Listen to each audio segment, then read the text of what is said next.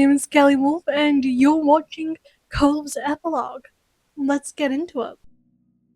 Cove stays silent as he put on his casual clothes again, placing the formal ones in the bag, back in the bag he brought them in. You give him Mom and Ma plenty of material for a mock scolding, and you got a playful lecture about not getting in the water without bothering to change fast. You just grinned at your partner in crime, feeling like naughty kids again. It'd been worth it. By the time you and Cove finally dragged yourselves to your hotel room, the sky had been dark for some time, and the lonely hotel hallways were quiet. The light hour made you feel fulfillment. You were really making the most of your trip. It was such an odd thought that it was almost over. You settled into this new routine naturally. All the familiar streets and faces made everything easy to get used to. The two of you drowsily shuffled past the ice machine and into your room. Cove set his phone on the bedside table, and you followed suit. You both started settling in for the night. The hotel room was a welcome sight after your long day. You noticed Cove rubbed the back of his neck and yawned. His voice was quiet and distant. How are the pet sitters doing, good? Which wasn't directed at you. It was just a sleepy thought that Cove had unleashed upon the world at large. But you still agreed. I hope so too. Cove still kept fish after all these years. Delightful, colorful things in huge aquariums. He spent a lot of time when he wanted to relax just watching them swim. You also adopted pets who loved you dearly. Your home was a lovely place full of critters that you both cared for. That was why, when both of you gone, it had been important to find a decent pet sitter. Cove's anxiety about leaving them hadn't subsided. Over the vacation, you'd called him a few times texting the pet sitter asking about his fish. It'll be okay. Cove turned his head to you, the nervousness still coming off despite his exhaustion. I know what you mean, but you chose that person for a reason. You trust them. But they're all fine. They just miss you. Cove smiled, appreciative of your comfort. You nodded in satisfaction. Mission accomplished. Cove yawned widely. He seemed confused at the magnitude of it. He groggily blinked at you. I think it's time for bed. You squinted at your wrist as if looking at a watch. Yeah, it's bed o'clock. The two of you got changed, brushed your teeth.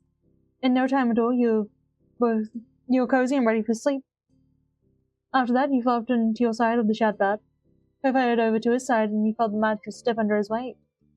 You tucked yourself into the covers, and Cove snuggled in closer to the middle. I feel like Cove's the bed hog in this relationship. You turned on your side to face him, and scooted slightly closer. Your noses almost touched, and Cove watched you with a soft expression in his face.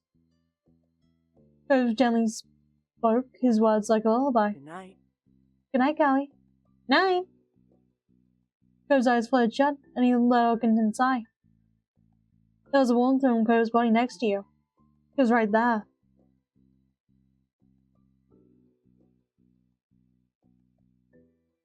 His presence was confident, perfect for lulling you to sleep. Your eyes fell closed after some time. You were not exactly sure. You were not sure exactly when. Only the fact they were now too heavy to open. You felt a mixture of bitter and sweet emotions. You were happy to be here, but it was sad ending. It was a relief that you would be returning to your home again soon. It was a relief that you would soon be in your own home again, but also wondering when you could return here. There were many more feelings swirling around your head that hadn't even crystallized into thoughts yet. Paradoxically, you felt nice but also confused. Then, they were also nice from confusion. In the back of your mind, you realized you must be really tired. Unsurprisingly, your exhaustion did not give you much time to muse on your emotions. It felt like seconds you were already dreaming. The dreams danced around your head, became fragmented and faded until you can remember a thing about them. You're growing more aware of the real world. You woke up on your own. You felt it and squeezed your eyes shut. The bulk started to darken as sleep pulled you back under again. Who could be the responsible one, you decided. You weren't ready for the morning yet. You sat up fully with a big yawn, stretching your back, then your arms, then lastly your neck before accepting the day. The blanket fell to the side while you swung your legs over the side of the bed. A part of it almost caught your foot, but you kicked it away. Go sit down with bed on the opposite side. Today would be your last day in Sunset Bed. The only thing you had planned was seeing some family in the old neighborhood. You figured you'd see where the day took you from there. Yawning again, you glanced over your clothes. There was just one more day to live out of your bag.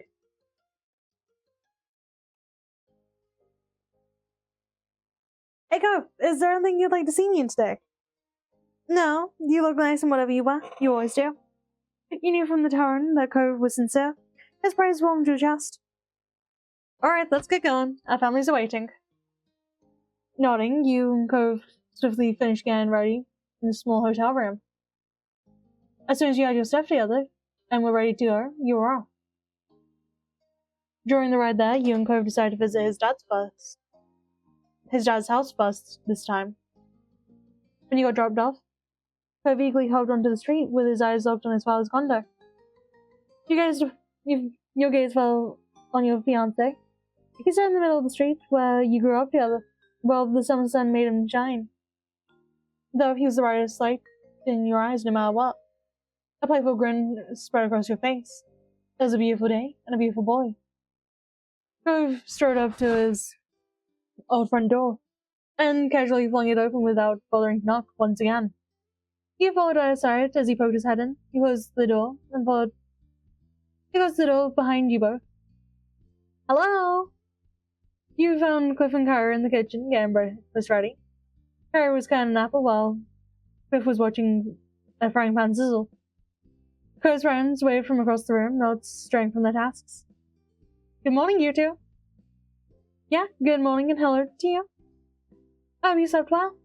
Morning, Mom and Dad. Thanks. Thanks for swinging by. You're more than welcome to join us for breakfast, if you haven't eaten, of course. We haven't yet, though if we have, there's always room for more. Kara chuckled. She put down the knife she had in her hand so that all her attention could be on her son. You're still my giant growing baby boy. Oh, please. Kara didn't pay Cove's whining any mind. Instead, put her finger up to her lips as she thought. Eyes on you, then glancing towards the window. What do you think? I wonder, do you think your family's eaten yet, Callie? I'm not sure. Good night, get first. Your eyes flicked over to the clock in the oven. Given the time, your moms may have eaten, or they could be having a slow morning. There's a coin toss either way. Well, give them a call. They could call them over. Cove nodded, a sage expression on his face. Making them breakfast is the least we could do, after how much food I ate at their house growing up. Right. True, bud. Very true. Alright. You took out your phone, even though your moms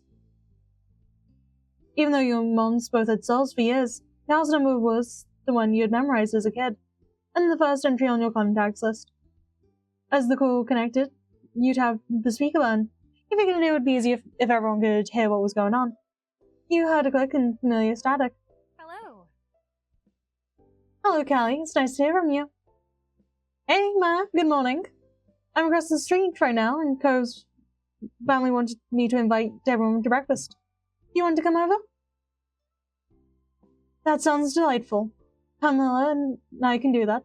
Liz and Lee should be able to make it too. Would that be fine? Cliff took a step forward and spoke loudly so his voice would be picked up. It definitely would be. The more the merrier. Marvelous. We may have gone together for dinner last night, but there's no law that says we can't do it again for breakfast today. Enjoy the company while you can, is what I think. Ma giggled and you could hear some rustling over the line. Thank you. I'll let them know, and we'll be right over. Cliff gave a thumbs up. Cove shook his head with amusement. Dad just gave it a thumbs up, I'm telling you. Since you can't see him over the phone. Kara snorted and Ma's laugh rang out, filling the kitchen. Cliff switched the thumbs up, who instead scratched the back of his head. See you. Well, it sounds like we'll see you soon.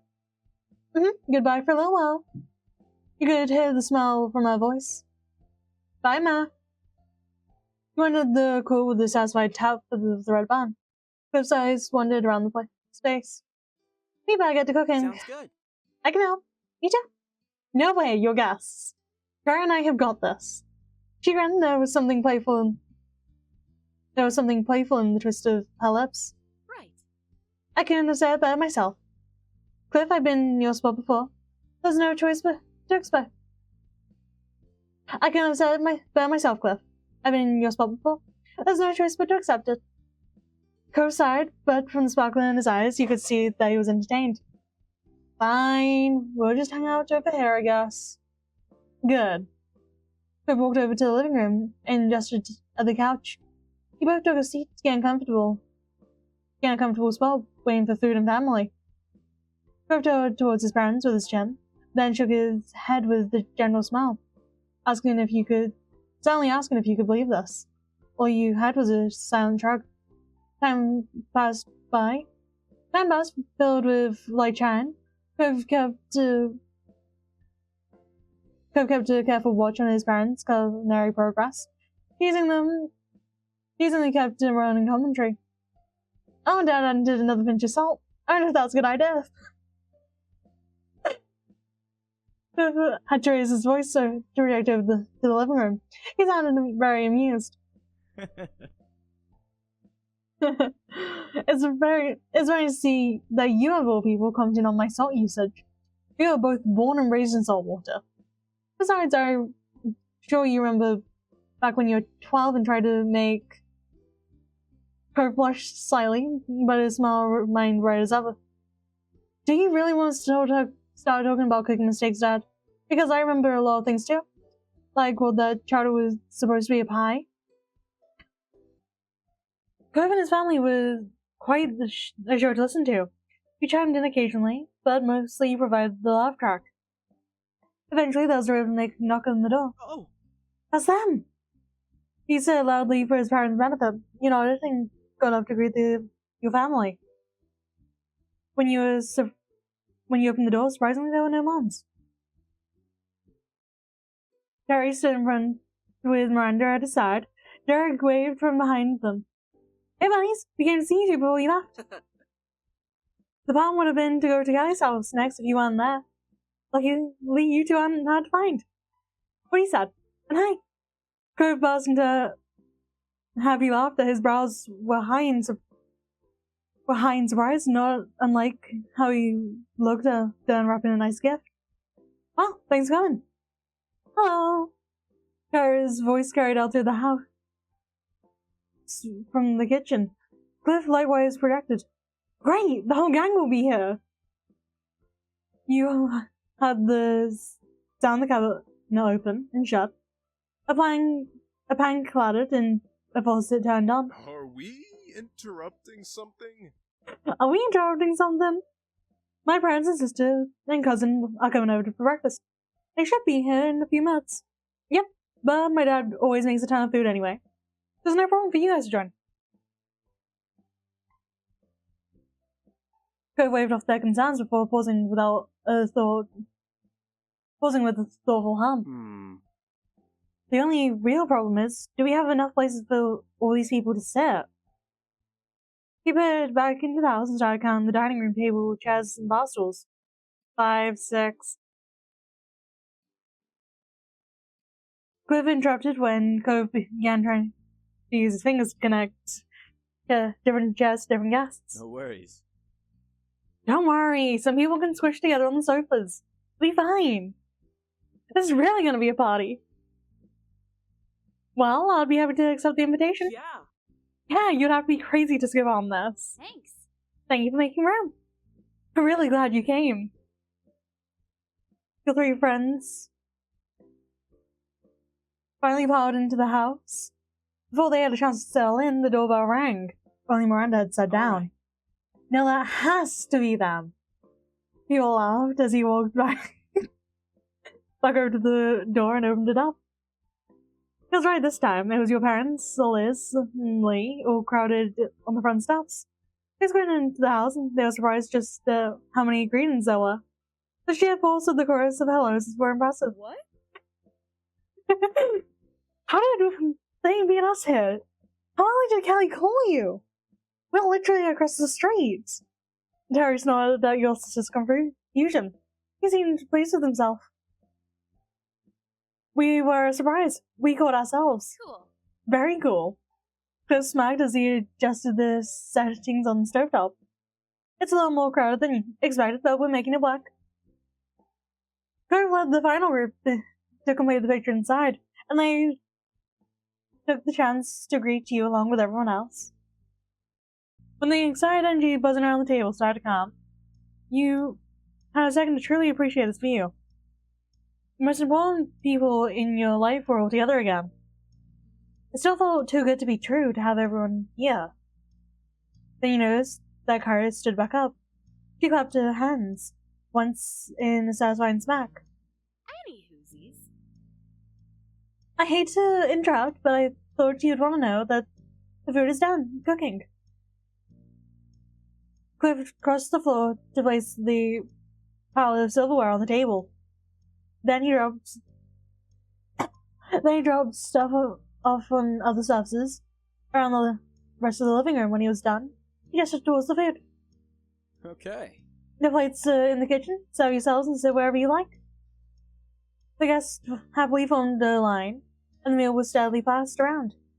Before long, each person claimed to see in the Holden living room area, some at the table, others on the kitchen island, some situated at their couches. Conversations trickled across the various clusters of friends as everyone dug in. Cliff finished his play in record time with a pleased sigh. He put his fork down and surveyed the room.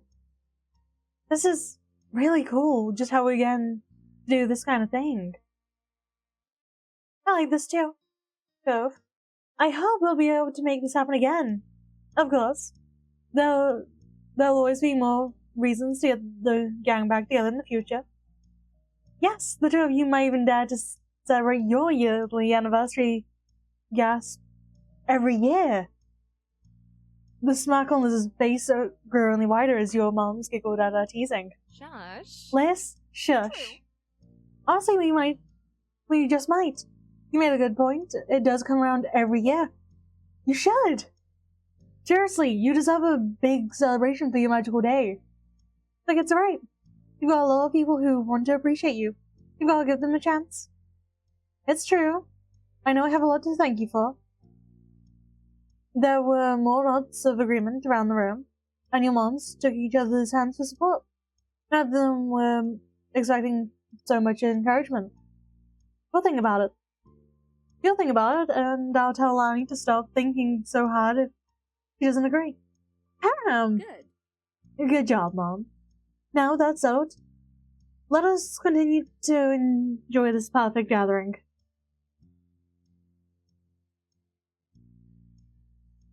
Actually, you want to know who else being here would actually make this extra perfect? As amazingly as this was, you couldn't help but think of the absent faces. In seconds, everyone was curiously turning their attention to you. Shiloh! Unfortunately, communication with Shiloh fell off over the past few years because he just stopped responding. It was disappointing since you still wanted to see him. Oh. Callie, I know me and him aren't really talking right now, but I did learn he doesn't go by Shiloh anymore. He only responds to his middle name Leon. Oh. That news surprised you. It seemed like he had a lot happen in his life. You nodded, except in his preferred name, and Liz smiled. Leon is kind of distancing himself from the past. I'd guess, but I get the feeling that one day he'll come back around. I hope he does, and if he doesn't,